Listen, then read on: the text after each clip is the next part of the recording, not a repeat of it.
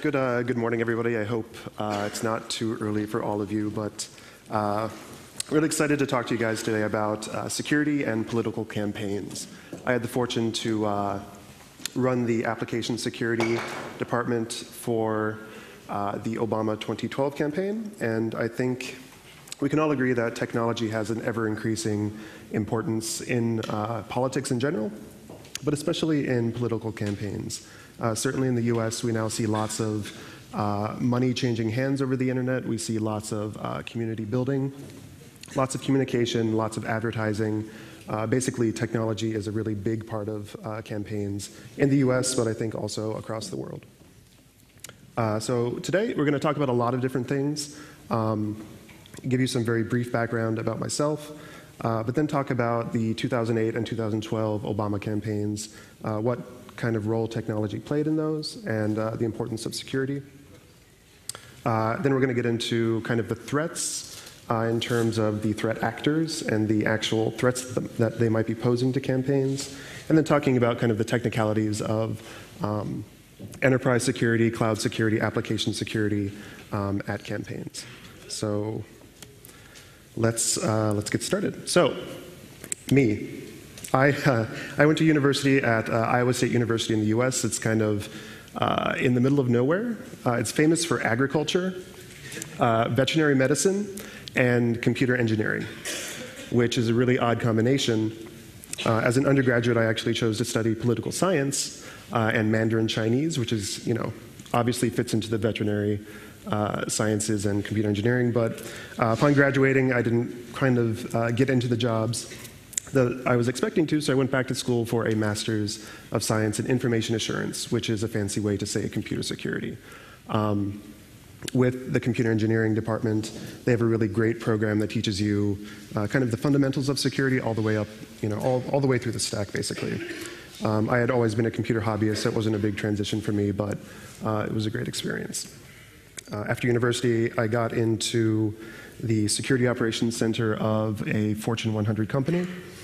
We did monitoring for their organization, but also for their customers and that kind of thing.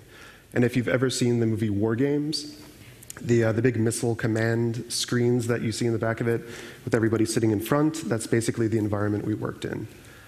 We were monitoring networks for security incidents, doing investigation, kind of grokking through millions of events a day, trying to find things that were bad. I started off as an analyst, and then I got into some development work, doing automation, ticket management, that kind of thing. After a couple years of that, I got into security consulting, which is great because you get to kind of see the problems that lots of different people have with security. You get to go from organization to organization, talk to them about their problems, talk to them about how you can solve their problems. You get to find problems, and you usually don't have to fix them, which is kind of the sweet spot, right? It's always fun to point things out and not be responsible for what happens afterward.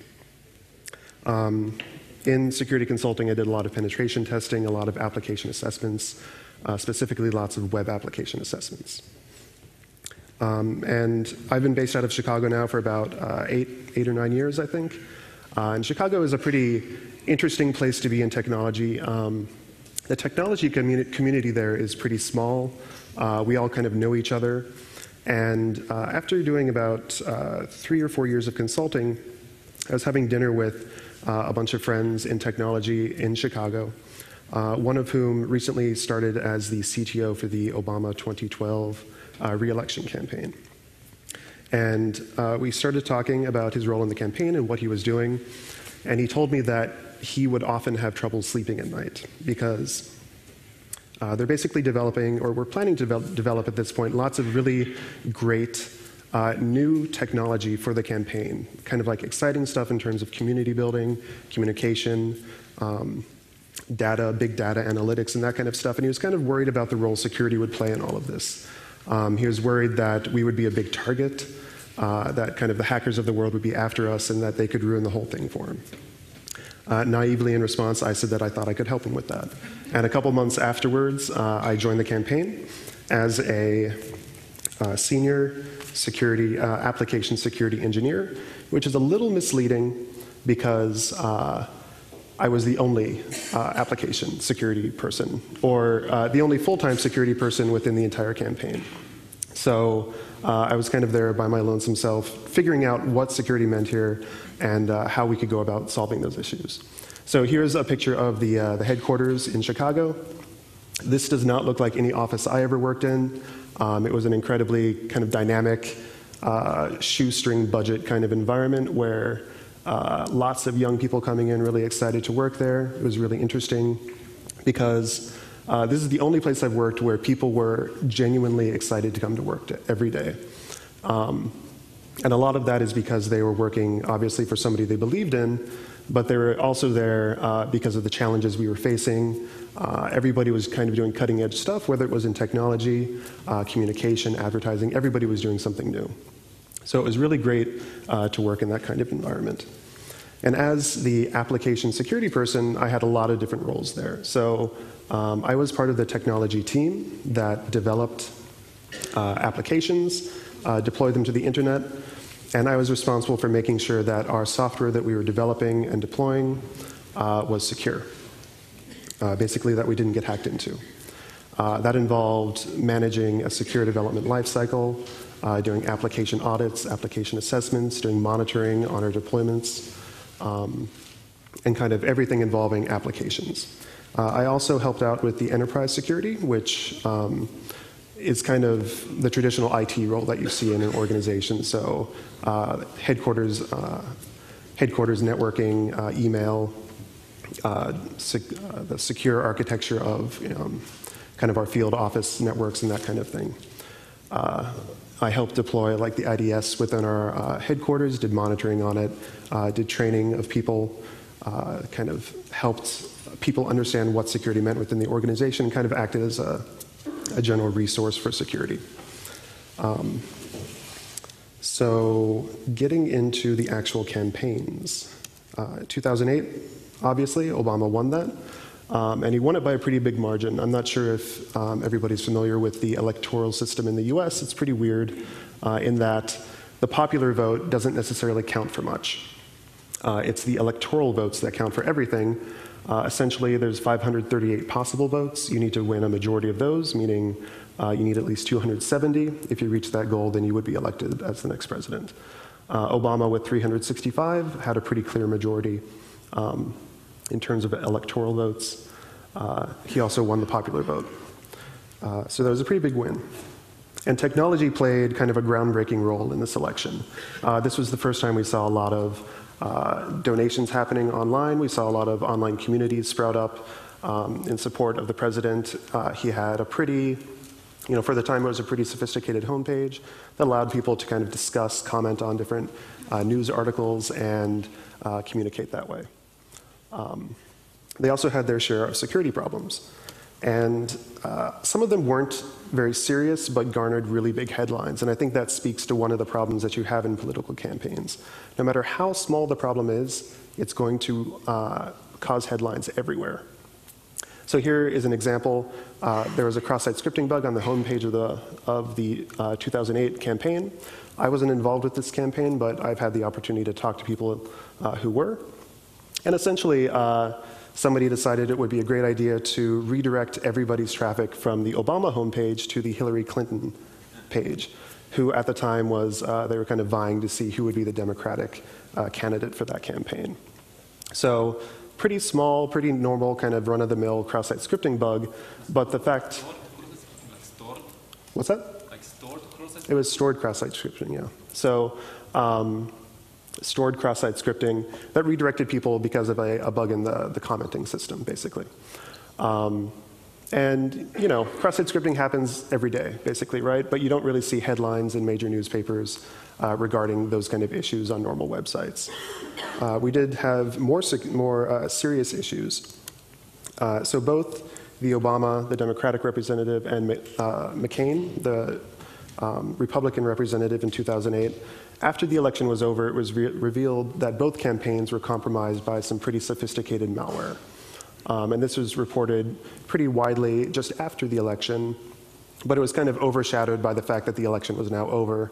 So you didn't see any huge headlines about it. But essentially, both campaigns were targeted by spear phishing campaigns, targeting campaign officials. And through the course of that, malware was installed on kind of computers throughout the campaign, and they exfiltrated documents. We believe that the intent was to steal foreign policy or economic policy documents, but it's kind of best guess as to who was behind it and what exactly they were after. So that is kind of, I think, on the more serious end of issues that you could have in a campaign.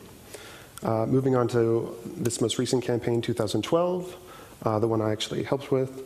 Again, thankfully, Obama won, 332 electoral votes, well above the 270 needed, but just barely winning the popular vote with 50.96%.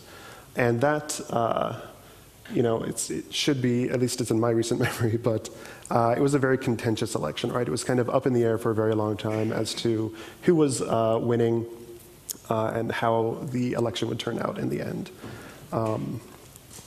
I think this time around we kind of stepped up the technology game also, where we took what was done in 2008 and kind of did more of everything. We built a lot more applications. Donations were a much bigger part of it. Online communication was a much bigger part of it, as well as advertising that whole thing. I think a really clear way to view that transition from 2008 to 2012 technology is to look at social media. So Facebook, obviously a huge jump there in terms of followers. In 2008, he had just over 2 million followers, the Barack Obama account. That's jumped up to 32 million, which is one of the biggest in terms of followers accounts on Facebook. Twitter, similarly, in 2008 it was just getting started. Not a whole lot of people used Twitter. Had about 125,000 followers. That again jumped up to over 22 million for this campaign. And these were accounts that were used by the campaign to communicate with interested persons throughout the country. Online donations in 2008, about 500 million. That jumped again this year to 690 million, and that was a really big achievement. Mostly because it was really questionable how people would approach Obama this time around. The country was in kind of economic turmoil. Lots of people were unemployed. It was really hard to know how things would turn out. Total donations in the 2012 campaign exceeded $1 billion. So that's a lot of money. And that makes us a threat, or not. It makes threats a very big part of what we're doing with technology. The role technology played in the election, people often quoted it as being a force multiplier. What that means is somebody who can call 100 people on a phone in a day. Through the aid of technology, we should be able to increase that, or we should be able to increase their effectiveness. So if they're calling 100 people, we can make sure that the people they're talking to are more easily persuadable, or that they can actually call more people through kind of the aids of technology. This all occurred in less than 2 years. So the campaign kind of got off its feet in early 2011 and, of course, ended in November 2012. That's just around the 583-day mark. We built most of the applications from scratch, deployed everything in new environments, ended up using Amazon Web Services for almost everything we did. On kind of the weeks running up to the election, we would have around 200 to 300 instances running at a time. That would jump, according to peak traffic, up into the thousands of instances. So that's a large, complicated environment. And just to kind of demonstrate that, here's a network architecture for the Amazon systems. And this is going to go for quite a while, so keep moving your head. Basically, we had deployments in several different availability zones. Those are different data centers. All of these things are interconnected. Lots of very interesting applications. One of the ones that was more talked about is called Narwhal. It's kind of a big data backend system that collects data, normalizes it, does processing, does interesting analytics, and acts as an API for some of the other applications within the campaign. We also developed we called it an online field office called Dashboard.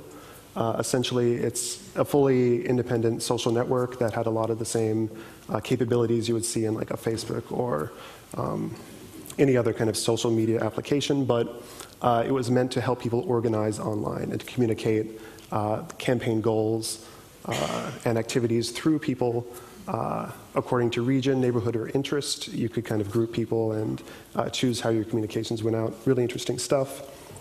We also had call tools, which enable you to like log onto a website, and then if you're interested in volunteering for the campaign, you can make phone calls to potential voters and try and kind of talk them into voting for Obama or confirming that they're interested in Obama or trying to help them vote, that kind of thing.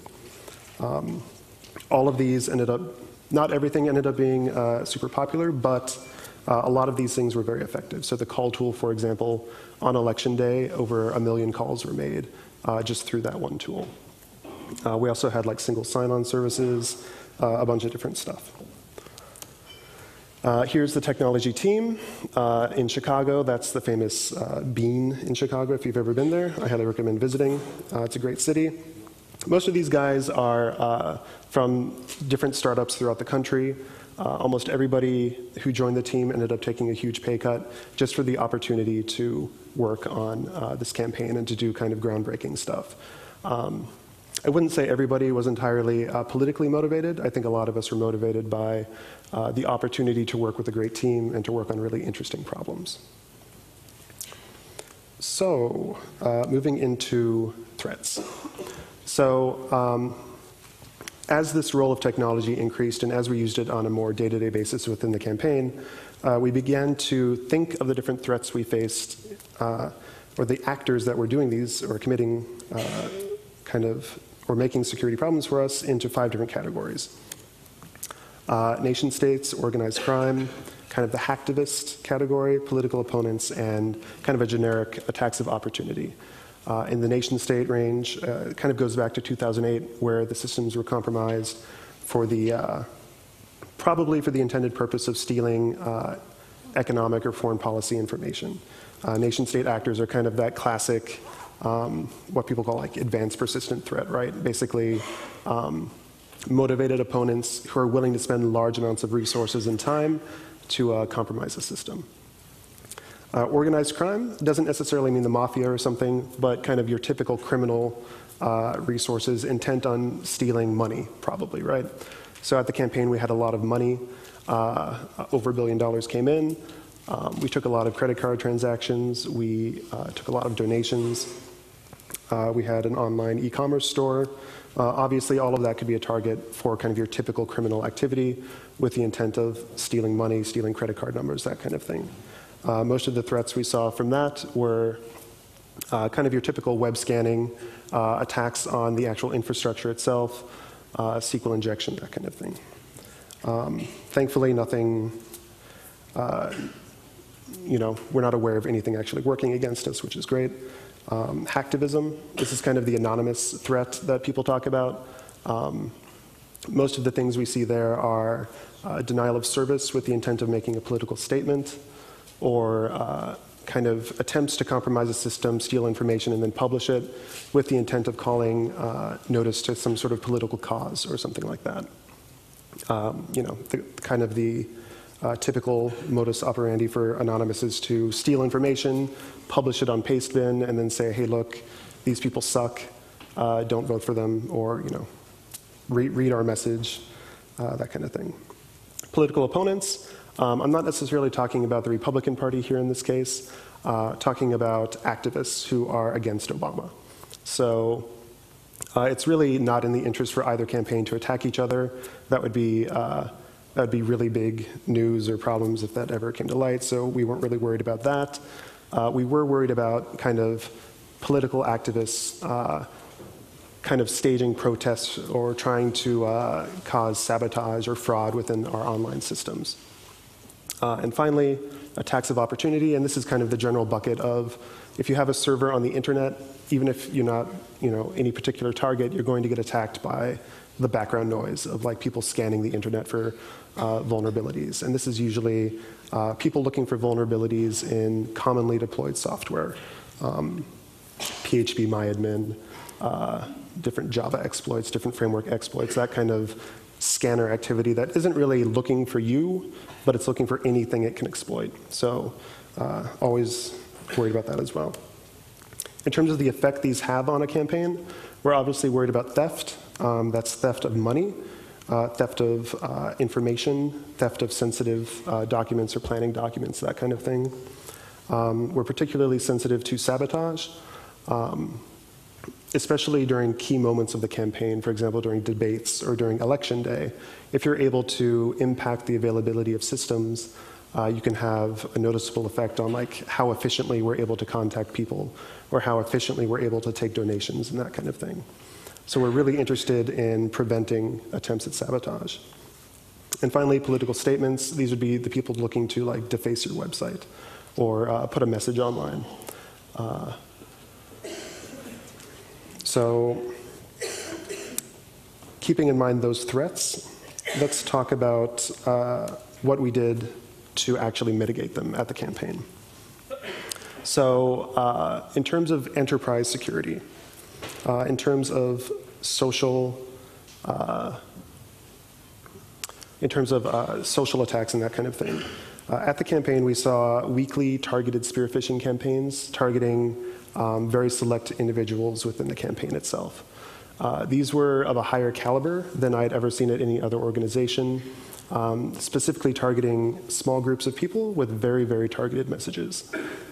For example, a policy analyst or a group of policy analysts would be emailed by their manager, of course from like a random Yahoo email account or something. But the manager would say, hey, look, I've got this new information about this event that happened yesterday. You guys need to read this and have a report for me by tomorrow. In fact, it's a spear phishing campaign. The attachment is, of course, malware designed to infect a computer, typically following the typical infection cycle of having like a dropper that downloads a rootkit and then is communicating back to a central resource. So we had that kind of thing on a weekly basis. We had several instances of denial of service or attempts at denial of service.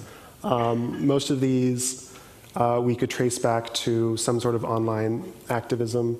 Lots of threats from Anonymous and that kind of thing, where you'd see people in IRC talking about how they hate Obama, let's denial of service him.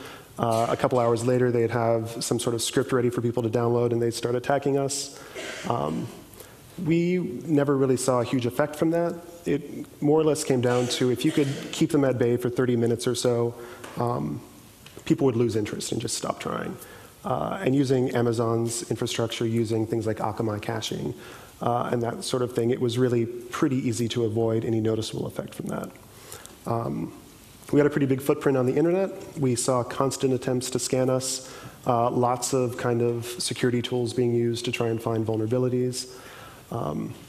Similarly, we had lots of attempts from opposing activists at fraud and sabotage. Here's one example. This was a doctor in Florida who was a Tea Party activist. And for those of you unfamiliar, the Tea Party is kind of a very conservative, very vocal group who generally aligns with the Republicans. This guy was urging people online to log on to Obama's call tool and either kind of click through numbers and get them removed from the system, or to actually call people. And instead of calling with a message of support for Obama, you call them and you try and convince them to not vote for Obama and to vote for Romney or somebody else.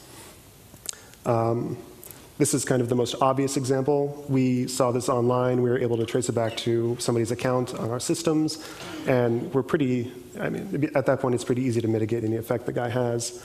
But it did kind of point us in the direction of implementing further features to prevent fraud within the systems. We had some pretty sophisticated algorithms designed to detect abnormal behavior in tools such as the call tool to kind of highlight and mitigate that threat. In terms of the enterprise network, and actually all of the things we're going to talk about, we almost exclusively used free open source software.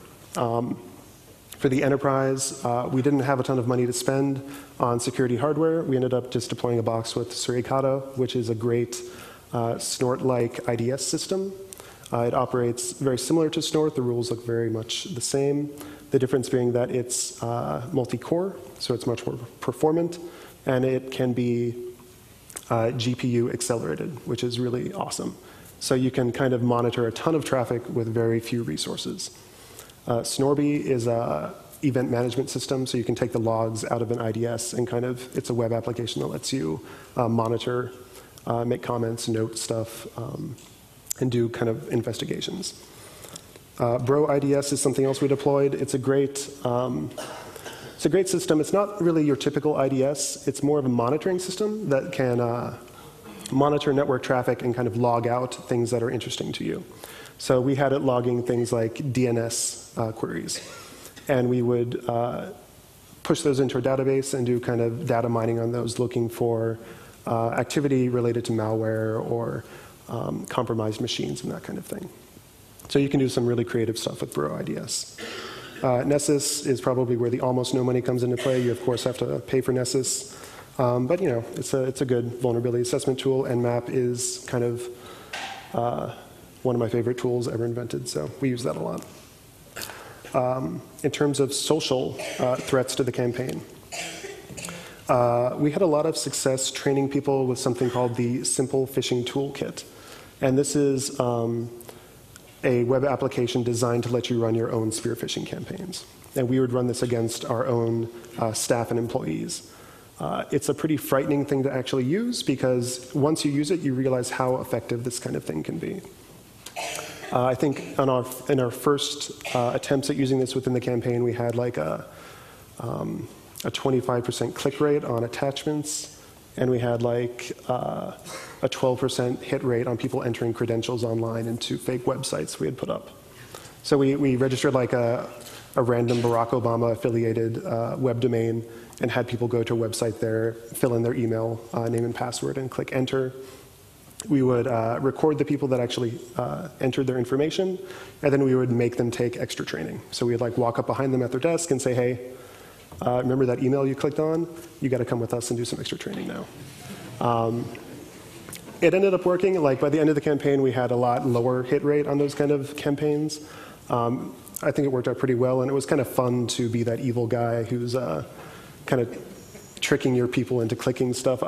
In our online chat channels, when we'd launch something, we'd suddenly see people pop up and say, hey, I got this really weird email. Did you guys get this? And people would be like, no, I didn't get that. What is it? And it'd go to like Barack Obama with zeros instead of O's, and it'd be asking for their login information. Or we'd have people like emailing me in a panic saying, I clicked it, I put my name and password in, I know I did something wrong. What do I do now? And it's pretty satisfying. The other general thing is just keeping people in the loop. So if you have a particular threat you're worried about, I think it's a mistake to kind of hold that information back from people. I think it's always better to inform your staff that you're worried about something in particular happening, or if there's something making the rounds of people, kind of giving them all the details you can. Campaigns are really interesting. They're a lot like corporate enterprises. They face a lot of the same threats, but they have some kind of interesting idiosyncrasies that I haven't seen anywhere else. So the concept of bring your own device, basically the campaign wants to spend as little money as possible. And if they can save money by you bringing your own laptop, they're happy to let you do that. Same thing for phones or USB drives, that kind of thing. We had rapid growth. When I joined the campaign, we had about 100 people. Within 6 months, we had gone up to over 500 people in the headquarters alone. That doesn't include field offices or volunteers or that kind of thing. So that's really rapid growth.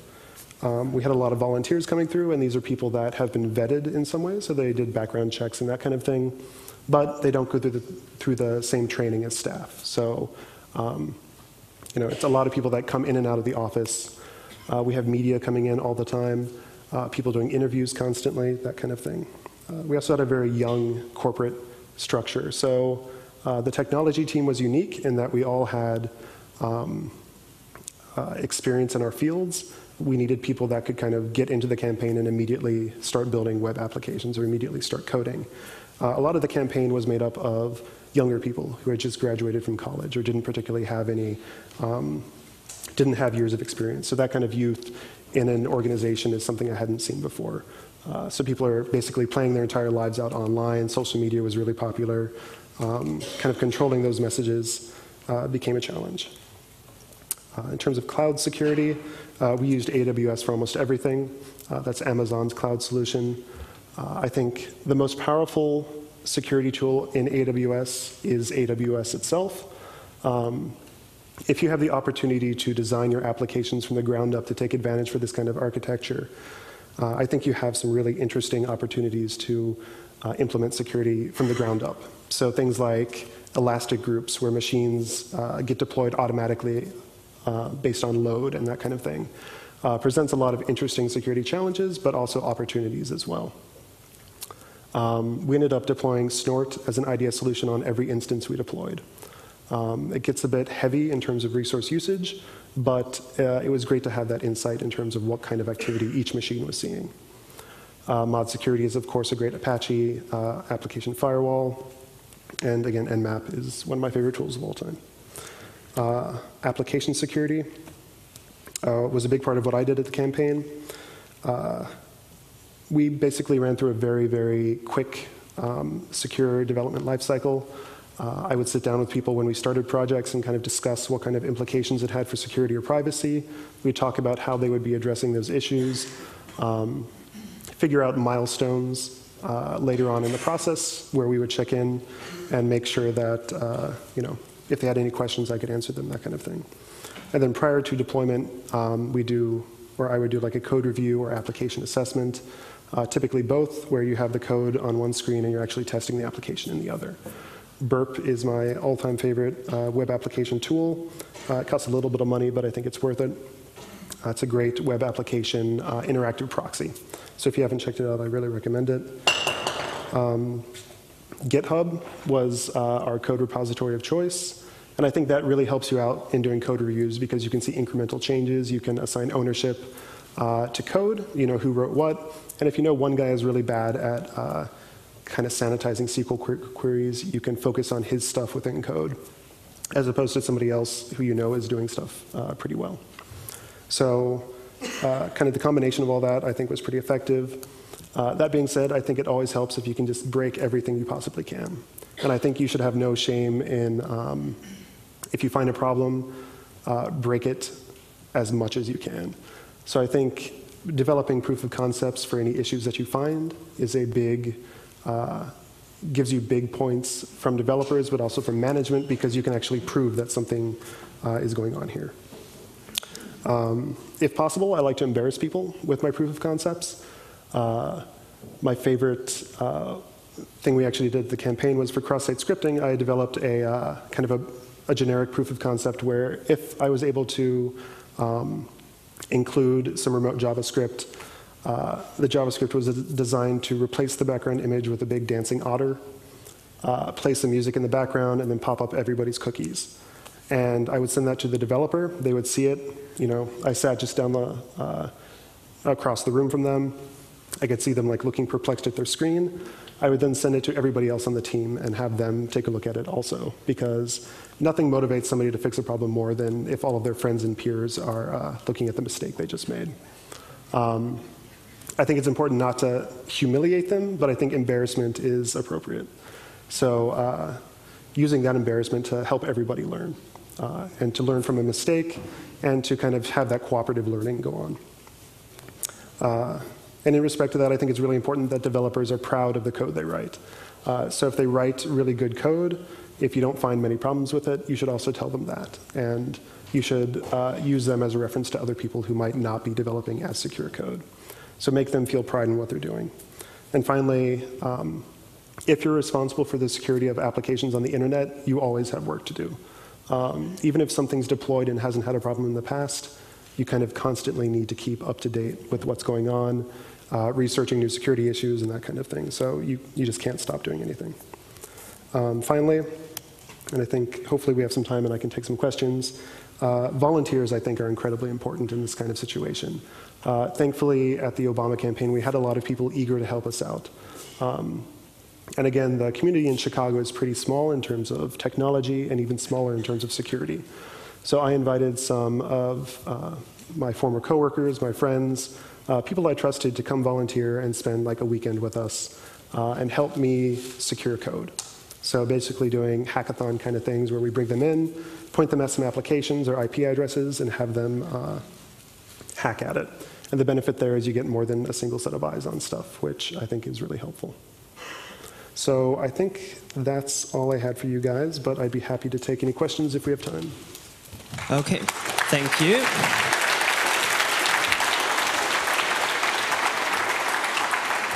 So if you have a question, there are 3 mics in the room, one there, one there. I would prefer if you use these 2 because we don't have an audio angel for this one. So please stand up if you have a question. Yes, please. Hi. First, I'd like to say that a few weeks back I read an article comparing your work with the work of the opponent about keeping the system running and preventing collapse, and you guys did a great job, so kudos for that. My question was, when you work with security, one of the things you always encounter is the lack or not doing well of security assessment or threat assessment. Who is in charge of deciding what are the likely threats or what are the possible threats, and who decided which one of them should be addressed? Sure. So I think it was really advantageous for us to have the developer community that we had. I think they had a very realistic view of what kind of threats were being faced on the internet, and they could kind of integrate that into their own development lifecycle. In terms of the organization as a whole, I would say that our chief technology officer and campaign management were kind of in charge of assigning risks to the larger threats that we would face. So generally, if I found an issue, I would bubble it up to that level, and then they would make decisions based on what kind of realistic threat it posed to the organization, or the impact that it could have in the near term. And were you compromised a lot? Like they said, we understand, but it's not going to happen? So I mean, we warned people a lot. We weren't aware of any actual compromises that we had of our data or anything like that, which very fortunate, I think, in that regard. But yeah, I mean, I think we were constantly receiving threats from people that were very realistic, and I think the communication up the channel in terms of that was very important. Thank you. Okay, thank you. And now you, please, again.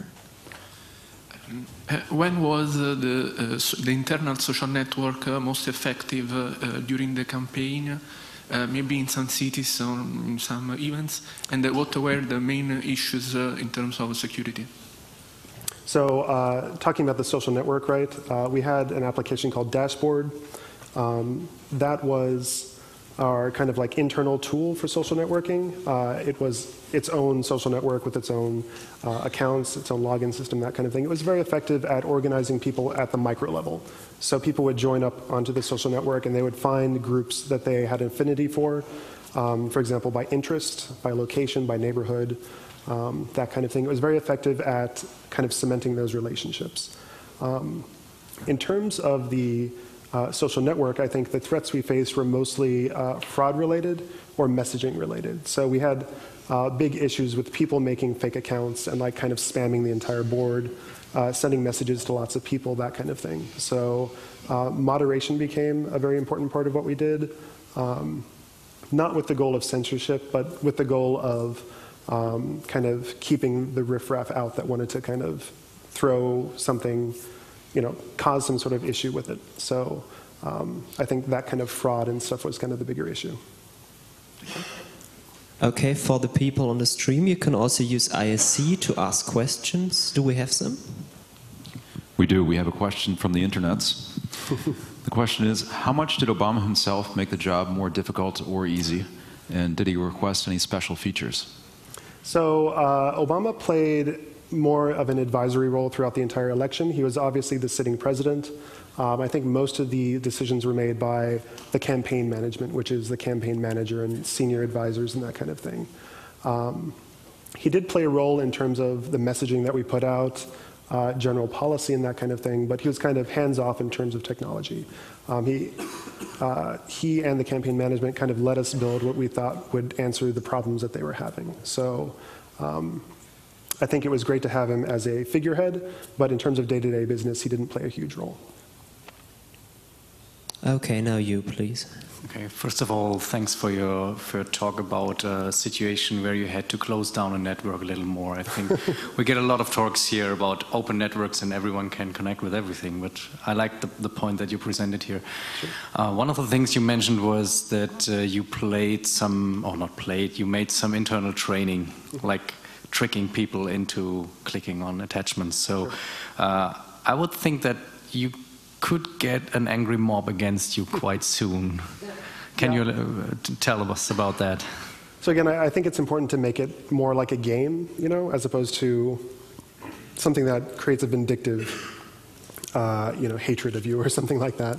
So we kind of, we played coy about it a lot. So we'd send these kind of things out. The training was that if you received an email that you were skeptical of, you should contact the help desk. You shouldn't click on anything, you shouldn't send it to anybody, you should contact help desk immediately and get the problem resolved. So part of, I think you're right, I think it's a dangerous game to play with people. We kind of hid behind the fact that nobody was sure what was and wasn't training for us. So people knew we were actually getting these threats. We would send out kind of information if we had a particularly wide campaign committed against us. But in terms of what we did internally, we never really let people know that it was a wide-scale thing that we were doing. Okay, and another thing, at one point you mentioned that during the campaign you used AWS extensively, which is understandable by the dynamic of the network and the infrastructure. You said about something about 2,000 nodes in the network. Were this servers or client, or what were the ratio between them? Sure, so those are a number of servers. So for example, on election day, we had over 2,000 servers grown into AWS across multiple zones, all serving the applications we were doing. In terms of the ratio, I'm not exactly sure what that was. We had pretty aggressive scaling limits set on stuff, so things would scale up pretty readily. On election day, we kind of threw caution to the wind and money to the wind and just said, scale everything up, get as much as we can. So the ratio was, still it's probably thousands to a machine, but we had a ton of traffic being thrown at us. So. And how many clients were there? And you within the campaign? We had a lot. So I think the best statement regarding that is probably what our DevOps person said. 8.5 billion requests. On a given day, we had several million requests to our main websites. Yep. Thanks. Yep.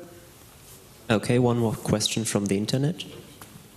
And the question is, how large a part, or how many people were volunteers and how many people were full-time employees, and did that present an additional challenge? Sure. I think it did present a challenge just in terms of the disparity in terms of experience and how much time they spent at the campaign. So obviously, if you spend a lot of time there and you're actual staff, I think you're motivated in different ways than a volunteer. They're both great and incredibly helpful, but there's certainly a challenge in kind of rectifying that difference. In terms of full-time staff, at the headquarters, I believe we had between 500 to 700 at different parts of the campaign. That's out of the one location in Chicago. I think across the country, the number was more in the low thousands, so something like 2,000 or 3,000 staff, paid staff in the country. In terms of volunteers, that's a lot more. I think a lot of it depends on what you call a volunteer. I know the bigger end of numbers, people say we had like 2.2 million volunteers if you take into account people with online accounts or people that had shared information and that kind of thing. Realistically, it's probably more in the tens to hundreds of thousands. Okay, and now you, please. It will be interesting to know what kind of technologies were you using for your web applications, like Sure. Python, Ruby, or something, or .NET, or I don't know. So we had a lot of different stuff we used. Probably the three most common stacks were Ruby on Apache, Rails obviously on Apache. We did a lot of Python code with Flask, Python, and Nginx. We also did a few applications in PHP, also built on Apache. Backends were generally Amazon-provided services like RDS, which is essentially a hosted MySQL application. So, yeah. Okay, do we have more questions from the ISC? No? Okay, anyone else? Oh, you. Okay, go ahead. Hi. Hi. I wanted to ask how much of your setup was like on the cloud, and why did you decide to choose Amazon Web Service instead of having a private cloud like OpenStack? Yep. And you talked about open source, and which networking device were you using if you had a physical setup? Yep. Yeah. So in terms of our footprint on the internet and our web applications, I think it's something like 99% of it was in the cloud. Okay. Almost everything. We went with Amazon really because they have the most mature offering with a lot of different services that you can use. So if you need a database, they have a database. If you need queuing, they have queuing. If you need scaling, they have scaling. I think private clouds are really interesting. OpenStack is really interesting. But in terms of having the capacity to scale dramatically in a very short period of time, you really need to go with one of the bigger providers that has the infrastructure built out already. And if you're relying on a private cloud or something, you have some sort of limitation at some point, right? You have a data center that can go this far, but it can't go even farther. So Amazon lets you go basically infinitely large, which is something we needed on occasion. In terms of hardware in the campaign, for the security stuff that we were setting up, it was just kind of a stock server that had, I think, 4 CPUs in it or something with some RAID storage. It wasn't anything, nothing special, basically, just kind of base 1U servers. Yep. Thank you. Okay, one more question from you, please. There's a question from me.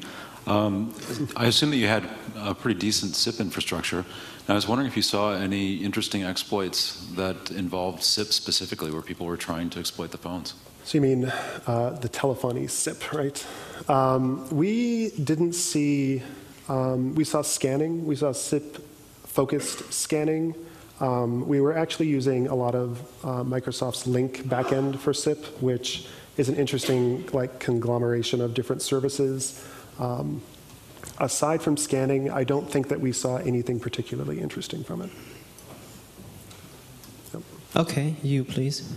Did you see any impersonation attacks? You know, my alternative Barack Obama site, give me your credit card numbers and so on. And how quickly were you able to take them down if they were hosted someplace dodgy?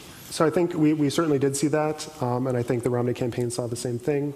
And I think you have very limited options other than communicating with law enforcement or communicating with the hosting providers to have that kind of thing taken down. We kind of relied on the community in terms of security community, but also like Reddit or any number of places will very quickly bubble that thing up, and monitoring those kind of sources for fake impersonation sites and that kind of thing is a really great way to find it quickly. And I think the only options you have are to warn people or to kind of approach law enforcement and have them take it down. One question from the ISC. What did your preparations for disaster recovery look like? So Amazon makes things interesting, and we had a number of potential disaster situations come up in the course of the campaign where, like, we had a hurricane coming down on one of the major Amazon data centers. Preparations for that generally involved replicating as much of the infrastructure as possible into a different availability zone. So getting as much as possible working in another data center, essentially. In terms of the campaign itself, we had kind of your typical corporate disaster recovery where secure offsite storage of critical files and disaster recovery of individual laptops and that kind of thing with central backup of information, imaging of computers, that kind of thing. So nothing terribly sophisticated on the corporate side. I think the interesting disaster recovery stuff is with the cloud services. Okay, you go ahead, please. Thank you. Could you elaborate a little bit more on how you detect those fraud calls where someone is using your system in order to make Romney calls? How did you detect that, and how did you prevent that from happening? Thank you. So basically, we were looking at the velocity of potential calls coming from individual users, and then also the response they were making to calls. So using that information, so essentially if you made a call, we ask that you record information like, did somebody answer the phone? Were they not at home? Did they call and were they a supporter? Were they pro-Obama, pro-Romney? There are several possible answers to making a call. basically looking at the typical spread of answers and looking at the velocity with which people can make the calls and actually get legitimate answers gives you a lot of information regarding what is and is not like a valid user. So detecting fraudulent activity becomes pretty easy as long as they're not using kind of sophisticated impersonation tactics. We kind of assumed they didn't have the insight in terms of what the typical behavior would be like so that we could rely on that more. Okay, go ahead. There's another question from the internet, and it's a follow-up to the previous one. They'd like to know how the procedures were, or how things were documented, and how you tested which impact the disasters might have. So documentation, I mean, we would provide as detailed kind of synopsis of how to actually implement disaster recovery situations as possible. Basically, step by step was the goal. That obviously doesn't always happen, but the goal is to enable, for example, anybody in DevOps should be able to handle any kind of emergency because it's been documented. DevOps being the development operations or the people that are actually deploying things to the internet. In terms of deciding the impact of different scenarios, we had things we called game days, where we set aside a weekend or a day of a weekend, and we forced developers and DevOps people to kind of contend with random issues with their applications. So, for example, we would, on a staging network or a replicated environment, we would say, your RDS MySQL instance is down. Your application needs to be able to recover from that. Let's try it out. And we'd kill the database connection, see how it responded, and try and get as friendly a response out of that as possible, either failing over to another application, redirecting a user, or presenting kind of static information. So going through that entire stack of possible problems and figuring out the most graceful way to fail was a big part of those game days and the big goal in preparation for things like election day and that kind of thing. Do we have any more questions from the room? No? Nobody? Okay. And the internet? Also quiet. Okay, then thank you for your talk. Thanks.